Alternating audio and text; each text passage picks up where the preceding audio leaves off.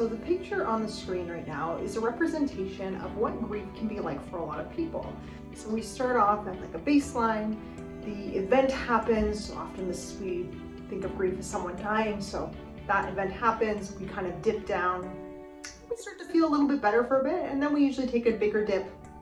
Kind of a lot of those emotions come up again. Sometimes we haven't really fully processed what happened in the first dip, so we're into more of the processing and the kind of bigger wave in the second, and then we come back out, and usually we come out just slightly below baseline, so you know, establishing a new baseline because we did have a loss, and that's very sad.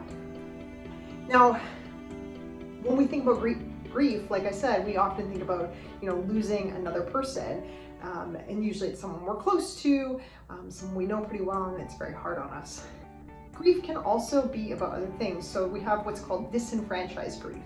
And this is grief that's not really well understood by the general population, I guess. So this could be things like losing a pet. I know when I lost my little Spike, I was devastated. I actually couldn't believe how much it hurt.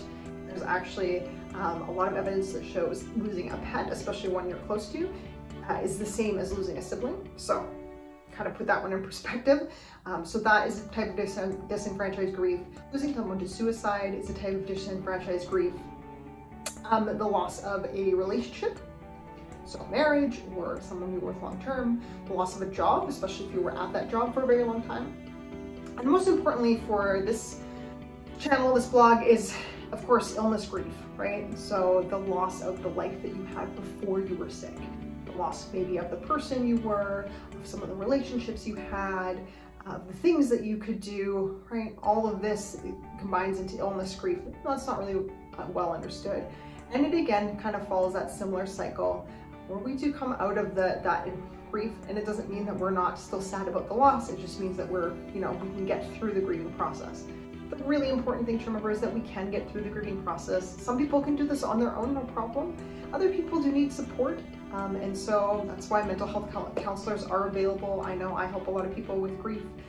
Sometimes it's what they've come into counseling for, sometimes they're coming to counseling for something else, and then the event happens, and you know, either way there are people out there to support you. So just making sure you're utilizing any support system you have already, and then reaching out beyond that if you need.